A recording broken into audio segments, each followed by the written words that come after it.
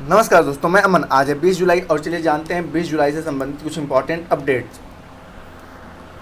तो आज का पहला अपडेट है प्री पैकेज और लेबल वाले खाद्य पदार्थों पर कितना प्रतिशत जीएसटी लगेगा। यानी कि वे खाद्य पदार्थ जो पहले से पैक कर दिए गए हैं उस पर कितना प्रतिशत जीएसटी लगेगा। ऑप्शन ए है 12%, ऑप्शन बी है 18%, ऑप्शन सी है 7% और ऑप्शन डी है 5%। तो यहाँ पर जानते हैं चावल, गेहूँ, आटा, पनीर, दही, गुड़, लस्सी, छाछ, लेबल वाले मांस जो बेसिक तौर पे जमे हुए को छोड़कर और मछली सहित प्री पैकेज लेबल वाले खाद्य पदार्थों के लिए नई जीएसटी दर अब 5% तय की गई है।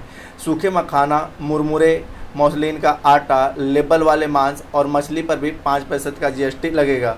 इन सभी वस्तुओं को पहले जीएसटी कर से छूट दी गई थी। हालांकि ढीले, गैर ब्रांडेड और बिना लेबल वाले सामान जीएसटी से मुक्त रहेंगे।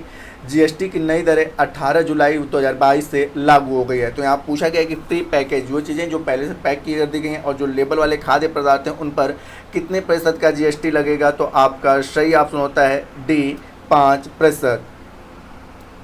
आज का अगला प्रश्न है किस पश्चिमी अफ्रीकी देश ने घातक मारबर्ग वायरस के पहले प्रकोप की सूचना दी है। Option A Gambia, option B है नाइजर, ऑप्शन सी है माली और ऑप्शन डी है घाना। तो यहाँ पर जानते हैं पश्चिमी अफ्रीका के एक देश घाना ने आधिकारिक तौर पर घातक मारबर्ग वायरस के 2 मामलों की पुष्टि की है। दोनों मृतक ने घाना के दक्षिणी अशांति क्षेत्र में अत्यधिक संक्रामक वायरस के लिए सकारात्मक परीक्षण किया। विश्व स्वास्थ्य संगठन ने 17 जुलाई 2022 को एक बयान में इसकी पुष्टि की। घाना में मारबर्ग के 2 मामले संबंधित आए। मारबर्ग एक अत्यधिक संक्रामक वायरल रक्तस्रावी बुखार है जो इबोला वायरस परिवार के समान परिवार से संबंधित है। इसका मृत्यु अनुपात 88% तक है। मारबर्ग वायरस के लक्षणों में तेज बुखार, तेज सिर दर्द और अस्वस्थता शामिल है। तो यहाँ पूछा गया है कि पश्चिमी अफ्रीकी देश के किस देश के क्षेत्र में मारबर्ग वायरस का पहला प्रकोप देखने को मिला। तो आपका सही ऑप्शन होता है डी, घाना। और यहाँ पर मारबर्ग का जो डेथ रेट है कितना परसेंट है, आपका 88% है। मारबर्ग का जो डेथ रेट है वो कितना है, 88% है। आज का अगला प्रश्न है उस अनुभवी गायक का नाम बताइए जिसे गजल शैली में स्पेनिश गिटार की शुरुआत करने का श्रेय दिया जाता है। Option A Bhupendra Singh, option C है जगजीत सिंह, ऑप्शन सी है मेहदी हसन और ऑप्शन डी है मोहम्मद रफ़ी। तो यहाँ पर जानते हैं प्रसिद्ध गायक भूपेंद्र सिंह का 19 जुलाई 2022 को 82 वर्ष की आयु में निधन हो गया। दिल का दौरा पड़ने से उनका निधन हुआ। उनकी पत्नी मिताली सिंह ने पुष्टि की। वह 82 वर्ष के थे। गायक का पिछले 10 दिनों से मुंबई के एक अस्पताल में स्वास्थ्य संबंधी चिंताओं के कारण इलाज चल रहा था। प्रख्यात संगीतकार को पार्श्व गायन में सबसे अद्वितीय रूपों में से एक रूपों में जाना जाता था। उन्होंने गज़ल शैली में स्पेनिश गिटार, बांस, ड्रम पेश करने का श्रेय दिया जाता है। तो यहाँ पूछा गया है कि उस अनुभवी गज़ल गायक का नाम बताइए जिसने स्पेनिश गिटार की शुरुआत की। तो आपका सही ऑप्शन होता है ए, भूपेंद्र सिंह। और यह चर्चे में इसलिए आए क्योंकि अभी हाल ही में 19 जुलाई को इनका क्या हुआ, निधन हुआ। तो समान रूप से भूपेंद्र सिंह एक गायक हैं, किस शैली के, गज़ल शैली के गायक हैं और इन्होंने स्पेनिश गिटार, बास और ड्रम पेश करने का इनको श्रेय दिया जाता है गज़ल में। आज का अगला प्रश्न है किस अंग्रेजी क्रिकेटर ने या किस ब्रिटिश क्रिकेटर ने ओडीआई का मतलब वनडे इंटरनेशनल क्रिकेट से संन्यास लेने की घोषणा किया है। Option A Jason Roy, option B है जो रूट, ऑप्शन सी है बेन स्टोक्स और ऑप्शन डी है जोस बटलर। तो यहाँ पर जानते हैं इंग्लैंड के हरफलमौला खिलाड़ी बेन स्टोक ने 18 जुलाई 2022 को एक दिवसीय क्रिकेट से संन्यास लेने की घोषणा की। 31 वर्षीय क्रिकेटर ने यह चौंकाने वाली घोषणा के लिए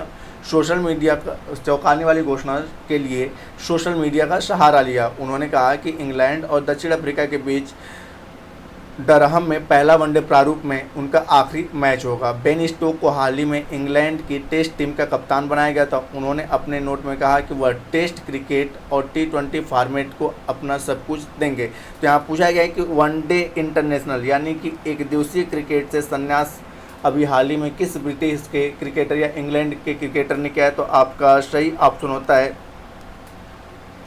सी, बेन स्टोक। आज का अगला प्रश्न है दिनेश रामदिन जिन्होंने हाल ही में अंतर्राष्ट्रीय क्रिकेट से संन्यास की घोषणा की किस देश की टीम के कप्तान थे। Option A Zimbabwe, option B है वेस्ट इंडीज़, ऑप्शन सी है बांग्लादेश और ऑप्शन डी है श्रीलंका। तो यहाँ पर जानते हैं वेस्ट इंडीज़ के पूर्व कप्तान और विकेट कीपर बल्लेबाज दिनेश रामदिन ने 18 जुलाई 2022 को तत्काल प्रभाव से अंतर्राष्ट्रीय क्रिकेट से संन्यास लेने की घोषणा की। क्रिकेटर ने वेस्ट इंडीज़ के लिए अपना आखिरी मैच दिसंबर 2019 में एक T20 में खेला था।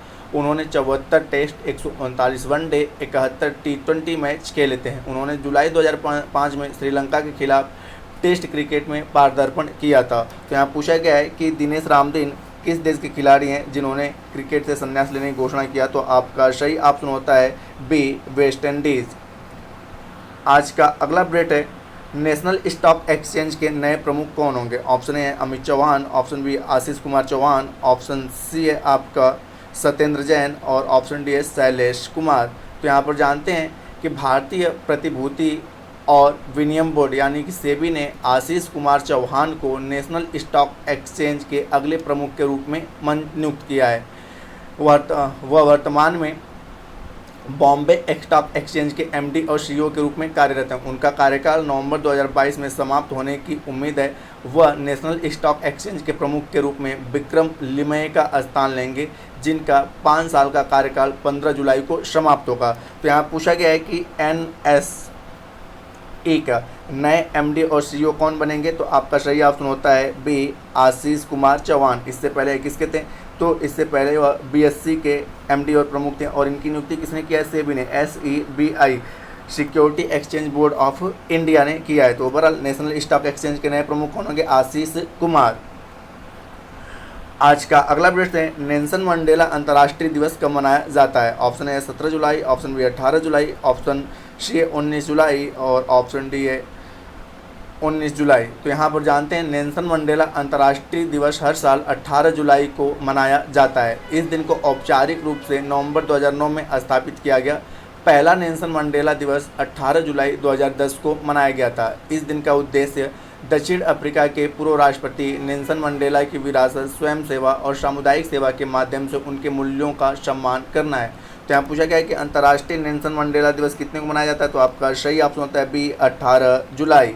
और इसे पहली बार कब मनाया गया, तो 2010 में इसे पहली बार मनाया गया और इसे मनाए जाने का प्रस्ताव कब पेश किया गया था, 2009 में।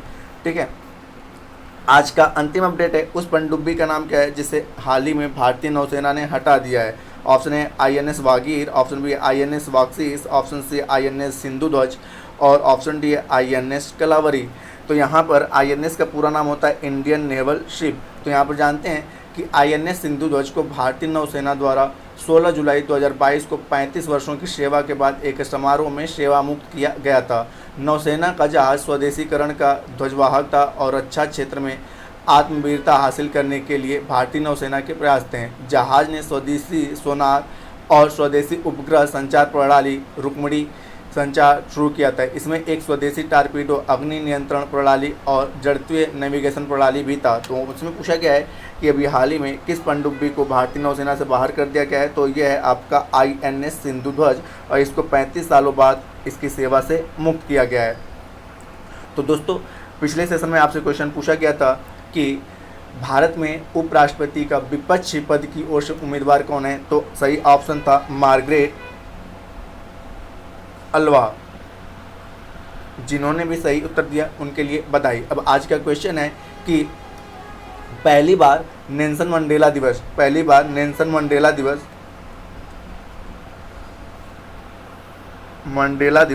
कब मनाया गया। पहली बार नेल्सन मंडेला दिवस कब मनाया गया। तो इसका आंसर आप हमें कमेंट में दे सकते हैं। दोस्तों, वीडियो पसंद आया हो तो वीडियो को लाइक करें, कमेंट करें तथा अपने दोस्तों के साथ शेयर करें एवं चैनल पर नए हैं तो चैनल को सब्सक्राइब अवश्य करें। एवं इस PDF को प्राप्त करने के लिए आप हमारे टेलीग्राम से जुड़ सकते हैं, जिसका लिंक वीडियो के डिस्क्रिप्शन में दिया हुआ है। तो वीडियो के अंत तक बने रहने के लिए धन्यवाद। मिलते हैं जल्दी नेक्स्ट वीडियो में।